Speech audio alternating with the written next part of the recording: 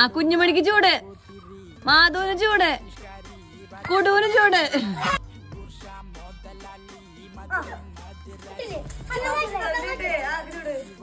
ആർക്കും ചൂട്, കുഞ്ഞുമണി ചൂട്, കുഞ്ഞുമണി കിട്ടി.